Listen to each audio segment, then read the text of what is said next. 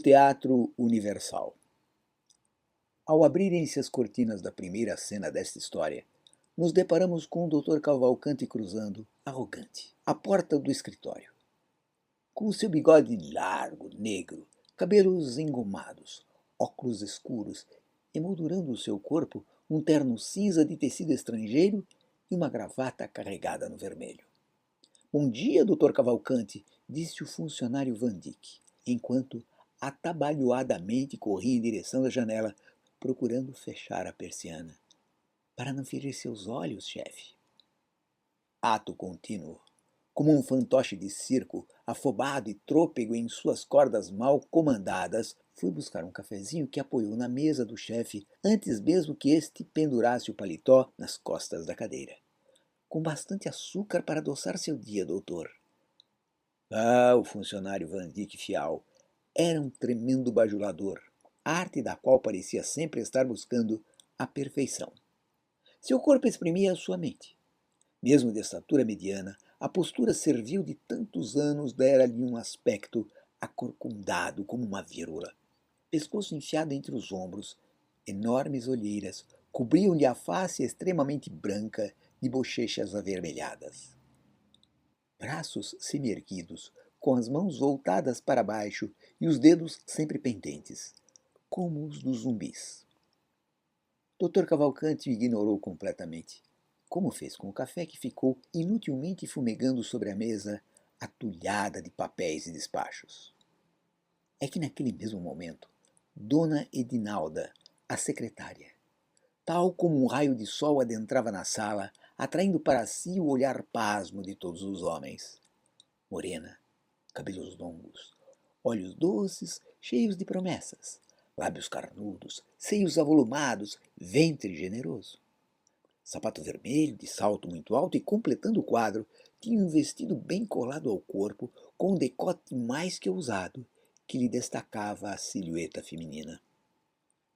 O chefe, num gesto involuntário, acariciou os bigodes, encolheu a barriga estufando o peito e sorriu.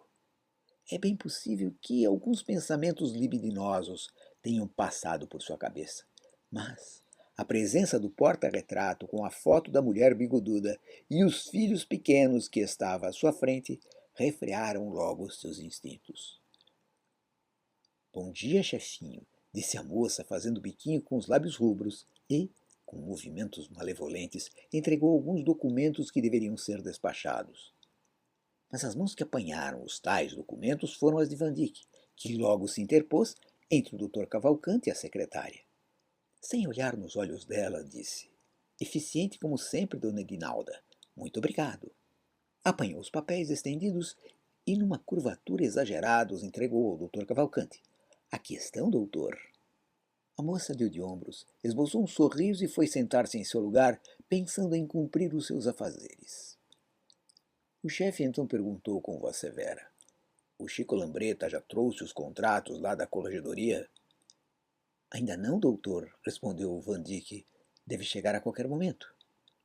Espero que não tenha caído da moto e perdido os papéis, como fez no mês passado, comentou mal-humorado o Dr. Cavalcanti.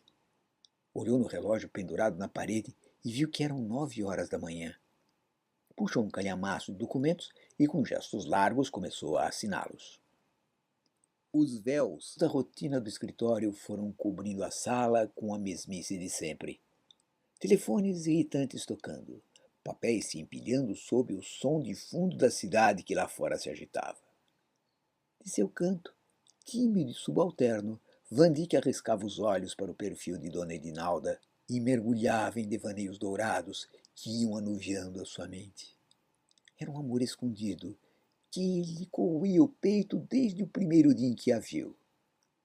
Ciente que era ninguém e a quem a tal da felicidade para sempre estava negada. Mas mesmo assim, sonhava.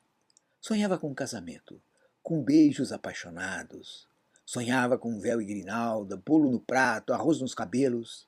E mais tarde, ele e ela, bem juntinhos, já grisalhos, envelhecidos, mãos dadas, recordando dos bons momentos de amor que o tempo havia lhes dado.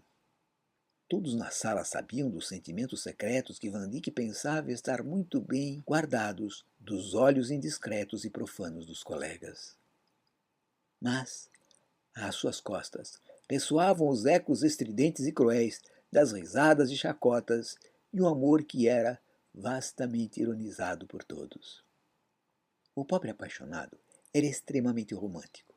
De noite, no vazio do seu quarto, à luz do abajur, compunha poemas tortos, cheios de clichês e lugares comuns, e que, de tão melosos, chegavam a dar enjoo. Assinava-os Pimpão da Pimpa, onde Pimpão era ele e Pimpa, logicamente, era ela. Os ponteiros do relógio avançavam pela manhã acompanhando a impaciência do Dr. Cavalcanti.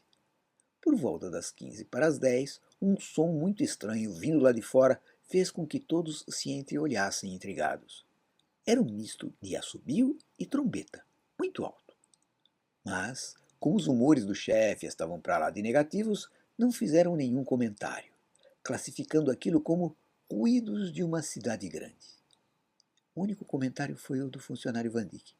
Incomodou o senhor, Dr. Cavalcanti? Não sei do que está falando, Sr. Fial. Ao trabalho, todos ao trabalho, resmungou entre dentes o chefe aborrecido. E assim os funcionários, cabisbaixos e submissos, voltaram resignados para suas burocráticas ocupações. Menos Dona Edinalva, que toda faceira, como uma gata manhosa despertando de seu berço, levantou-se de seu lugar e, provocante, foi servir-se de um cafezinho. Vai um aí, chefinho. A resposta veio azeda, embutida num grunhido negativo. Mal a sala havia voltado à sua entediosa rotina, quando a porta se abriu e a figura de Chico Lambreta, o boy, entrou espavorido. Capacete embaixo do braço, tênis sujos e desamarrados, cheio de espinhas no rosto, cabelo estilo moicano pintado de dourado e melado de gelatina, suspensórios largos, cavanhaque ralo e com os olhos espantados como se tivesse visto um fantasma assustador. Não houve quem não parasse o que fazia e se voltasse para a entrada. Vocês viram a luz? Perguntou ele aos colegas. Que luz? Indagaram todos curiosos. Lá fora, no céu, corria de um lado para outro, fazia um barulho muito louco. Gente, jura que não viram? Ato contínuo. Como molas humanas, todos se levantaram bruscamente e, abrindo a persiana afobadamente, se apertaram junto à janela à procura da tal luz. Estavam no terceiro andar de um prédio muito alto, que se exprimia entre outros tantos, e por isso do céu podiam ver apenas uma faixa muito estreita. Nada de luz no estreito céu. Entretanto, olharam para baixo e viram as pessoas apontando para cima. Para o que será que essa gente aponta? Pensaram ensimesmados. Eu gosto dessa palavra, ensimesmados. Dá ao texto um sabor de cultura, de refinamento. O único que não pensou foi o rapaz que se dizia testemunha do fenômeno. Façam o favor de retornar ao trabalho. A senhora também, dona Edinalda. Chico, traga-me lá os papéis que lhe esperei a manhã inteira, falou o chefe alto, procurando organizar aquele escritório transformado momentaneamente numa algazarra. De má vontade, saíram da janela e voltaram a ocupar seus lugares. Boy, ainda com os olhos arregalados e o coração batendo forte, entregou os tão esperados documentos e foi sentar-se no costumeiro banquinho onde ficava, enquanto não inventavam uma nova tarefa para lhe ocupar o tempo. Aparentemente, tudo parecia ter voltado ao normal, cada um cumprindo o seu dever, mas havia uma eletricidade solta no ar, podia sentir-se. Era uma inquietude impaciente, como se o próprio tinhoso, enquanto se apertavam junto à janela, houvesse colocado pregos afiados e quentes nas suas cadeiras. Nisto, um estrondo agudo vindo da rua fez tremer todo o prédio. Nova correria para a janela. Impacientes, temerosos, queriam ver o que ocorria. Até o Dr. Cavalcanti, com rugas de preocupação na testa, deixando de lado a prepotência do seu posto, levantou-se de seu lugar e foi até a janela para saber dos subalternos o que se passava lá fora. Viram pessoas espantadas, apontando seus dedos para o céu. Viram um mendigo cego, correndo como uma barata tonta, perdido na agitação. Viram um padre de negro ajoelhado junto à calçada, orando e se exorcizando. Viram um ladrão oportunista aproveitando a ocasião para roubar a carteira de um descuidado cidadão. Viram muito mais coisas, mas nada que justificasse tão incrível confusão. Lá estava o pessoal, nariz amarrotado no vidro da janela, se espremendo e se apertando para melhor poder ver, quando ouviram a voz do chefe, os chamando para a razão. Vamos, vamos ao trabalho, são galhofas da mocidade. Quem em sã consciência usaria tal palavra, galhofa, numa hora dessas? Isso nos leva a pensar na idade do personagem. Na verdade, ele queria dizer brincadeiras, zombarias. E não contente, o chefe arrematou. Nada justifica este alvoroço todo. Brejeirices! A contragosto, voltaram um a um ao seu lugar. Se bem que a vontade mesmo era lá ficar a bisbilhotar a rua pela vidraça. O ruído lá fora se aquietou, fazendo voltar à normalidade o ambiente do escritório. Foi assim por uns 10 minutos, quando o Dr. Cavalcanti chamou o boy à mesa. Seu Chico Lambreta, apanhe estes papéis e leve ao ministério.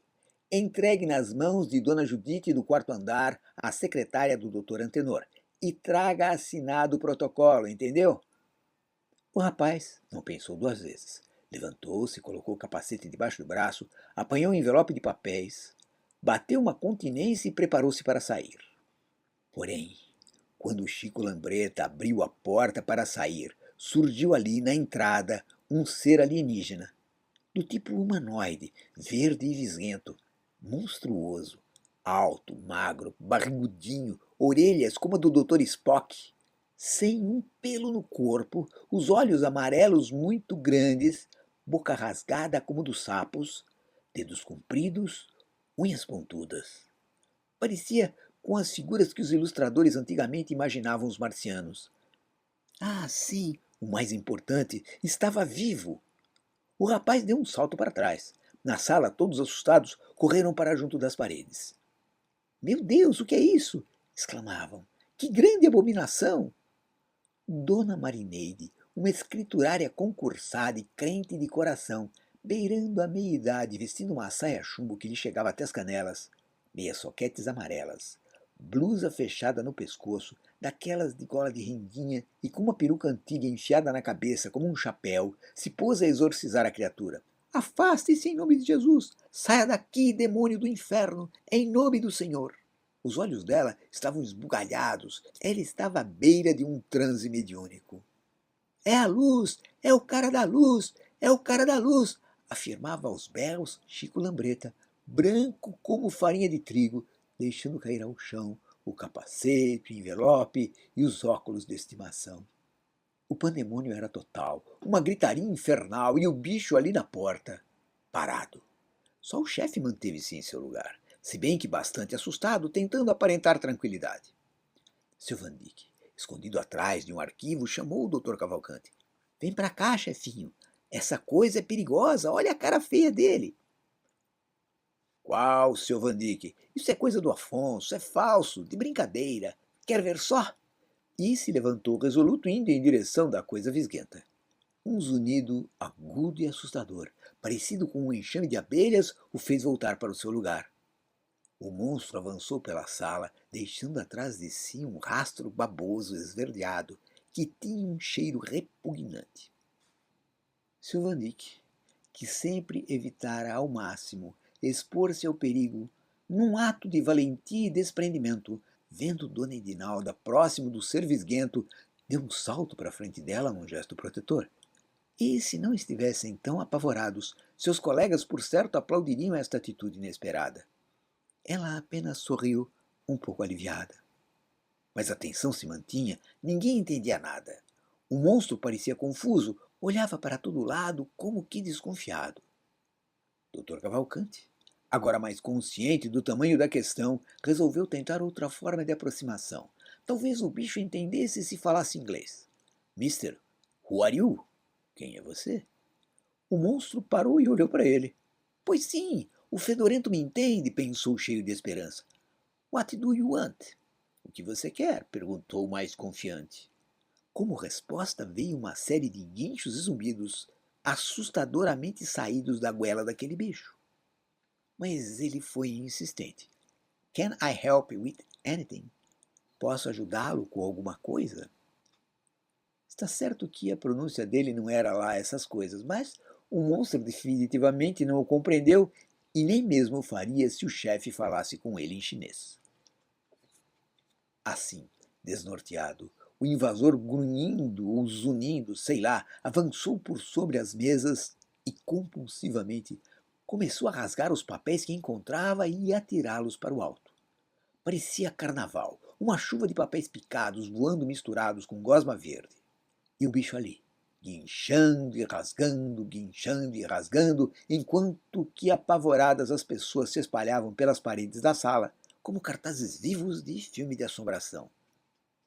A situação estava completamente fora de controle quando a porta lá da entrada abriu-se novamente. Calma, calma que eu já lhe conto o que foi que aconteceu. Lembre-se que a curiosidade excessiva matou a mãe do sapo, mas isso é uma outra história que eu vou contar numa próxima vez. Mas voltemos à porta que misteriosamente se abriu. Para lá, todos os olhos se voltaram. Até mesmo o monstro parou com as atrocidades que vitimavam os pobres e indefesos papéis. Mas ainda babava a gosma verde. Não é que ali, no vão da porta, estava um pequeno e estranho ser. Nanico, cinza, cabeçudo, olhos arregalados, puxados para trás e com os dedos interligados por membranas exatamente como dos patos. Meu Deus, estamos perdidos! Outro extraterrestre! Gritou o seu Azambuja Pavão, personagem que até agora não havia se manifestado em nossa história. Extraterrestre não, intraterrestre. Venho do centro da Terra, de um mundo que existe no interior do planeta, disse em bom português o baixote cinzento que prosseguiu. E sim, falo português, como estão vendo, ou melhor, ouvindo. É um Grey. Já vi sua figura numa revista de discos voadores, esclareceu Manivarda da Silva, uma baiana robusta versada em temas de conspiração. Outra coisa do diabo, isso sim. E esse ainda diz que vem do centro da terra? É do inferno que ele vem. Acaba com ele, Jesus! Afirmou Dona Marineide, a crente. A coisa já ia ficando em clima de discussão, cada um opinando de acordo como via a questão, quando um novo guincho estridente e muito mais papel picado trouxe todos de volta à razão. O bicho já estava atacando a coleção de livros históricos encadernados a ouro e impressos na Alemanha que o Dr. Cavalcanti recebera como herança de seu pai quando este foi para o mundo que a todos nós espera. Era baba verde para todo lado, guinchos ensurdecedores, chuva de papel picado e um cheiro que enojava a turma que novamente se exprimia contra as paredes maciças, entre súplicas, gemidos e lamúrias tão pungentes que doíam no coração. A anarquia voltara, de forma ainda mais contundente, depois do breve intervalo. Aquiete-se, Zuzizazus! Ordenou o intraterrestre, soltando por sua vez alguns unidos autoritários. E vocês se recomponham, tenham mais dignidade, tratem de se acalmar. É só um rasgador de documentos de papéis tentando cumprir sua missão. Todos se entreolharam um pouco envergonhados da descompostura alienígena. Mas não é que o monstro, por sua vez, se aquietou, obediente à voz de comando, e como um cachorrinho, foi deitar-se aos pés do nanico mandão. Agora mais aliviados, os funcionários, apesar de ainda um pouco assustados, devagar se desgrudaram nas paredes onde estavam solidamente agarrados. Desculpem, não me apresentei, disse a todos o baixinho. Sou Baragas e venho dos reinos interiores. Somos guardiões do planeta e intervimos em momentos de grave perigo para toda a humanidade. E este pegajoso aqui no chão é Zuzizazuz, um Bultraque, vindo em missão desde o outro lado da galáxia. Se és tão poderoso, por que tu não o aniquilas e nos livra de vez desse terrível suplício? Perguntou o vingativo seu Azambuja, cheio de más intenções. Por que não adiantaria, seu Azambuja? Respondeu Baragas, que também lia pensamentos e adivinhava o nome das pessoas. Você mata um, vem dois. Aqui o jeito é negociar. Mas afinal o que querem? Inquiriu o Dr. Cavalcanti, querendo terminar logo com aquela confusão em que se transformara o seu escritório. Acontece que os Bultraques descobriram um planeta similar à Terra, com flora verdejante, fauna desenvolvida, ar perfeito, muita água potável e um sol parecido com o nosso, e resolveram povoá-lo sob a orientação deles, evitando as distorções ocorridas no Projeto Terra, como guerras, roubos, intrigas. Mas, e nós com isto? Colocou Dona Etelvina, a encarregada dos serviços correlacionais precativos do escritório, que sempre queria se livrar das incumbências que lhe diziam respeito. Aí é que está o problema, Dona Etelvina. Para realizarem sua experiência, precisam de seres humanos prontos, e vieram aqui buscar espécimes fêmeas e machos, explicou Grey. Mas se querem gente, por que diabos rasgava os meus papéis? Voltou a perguntar o chefe. Porque apesar de tecnologicamente desenvolvidos, não são lá muito inteligentes. Eles acham que o mundo deles sofreu muito por causa de leis escritas que impediram que se preparassem convenientemente para as mudanças ocorridas em seu planeta. Palavras grafadas impediam. Quem não cumprisse o que estava escrito era seriamente punido. Essa era a lei. Porém, quase no final, houve uma grande revolta. Rasgaram-se os papéis, fizeram as adaptações necessárias e, sem punições, salvaram-se. Daí o seu ódio aos papéis. Valha-me Deus, o sangue de Jesus tem poder, exclamou Dona Marineide, a crente. Muito bom, mas o que vem agora? Inquiriu angustiado o Dr. Cavalcanti. Teremos que entregar alguns casais a ele para irem viver nesse paraíso. Só isso, explicou Baragas. Como assim entregar casais? E o livre-arbítrio? E os direitos humanos? Esbravejou Manivarda, cheia de indignação. Quanto a isso, não temos muita escolha. Eles são muitos e poderosos. Melhor perder uns dedinhos que o corpo todo, ponderou Winter. Se eu tivesse que escolher aqui, mandaria o Chico Lambreta, que é jovem e vigoroso, e Dona Marineide, que é religiosa, falou o Azambuja. Tá louco, seu Azambuja? Chomandiga ruim? Olha para mim e veja se eu tenho jeito de quem vive com uma carola cheirando a naftalina num planeta deserto. Ainda se fosse uma descolada, mais rebolativa, com substância, reagiu indignado o boy. Eu é que esconjuro você, seu coisa ruim. Não vivo com você nem no dia do juízo, porque você vai estar no inferno, bem juntinho com o capeta, retrucou a crente. O que sugere, Baragas? Perguntou o Dr. Cavalcanti. Melhor deixar que ele mesmo escolha. Dizendo assim, o Grey voltou-se para Zulzis Azus e emitiu uma série de chiados agudos que doíam o ouvido. Zzz. O monstro verde levantou-se e apontou com o seu dedo longo de unhas afiadas para Edinalda e seu defensor, Van Dyck. Ele caiu das nuvens. Suas orações foram ouvidas. Viveria no paraíso com a mulher que era a razão da sua existência.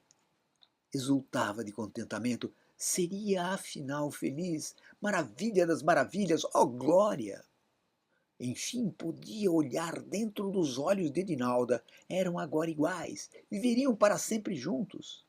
Ah, doces cânticos de amor que soavam melodiosos em seu coração.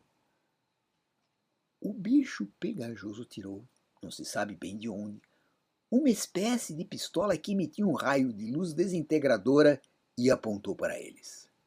Abraçaram-se e fecharam os olhos. Zulzis Azus disparou o raio que os atingiu em cheio. Tudo se esvaneceu. Foi quando o Dr. Cavalcanti tocou forte em seu ombro. Acorda, seu Van Dyck, dormindo no trabalho. Está na hora do almoço. Estamos indo para o restaurante. Termine o seu serviço, arrume tudo e vá comer. Mas que tristeza. Havia sido um sonho. Só um sonho, pensou Van Dyck enquanto via os colegas saindo da sala. Deu tempo de ouvir Dona Edinalda dizer para o Dr. Cavalcanti: Chefinho, não venha à tarde que tenho dentista.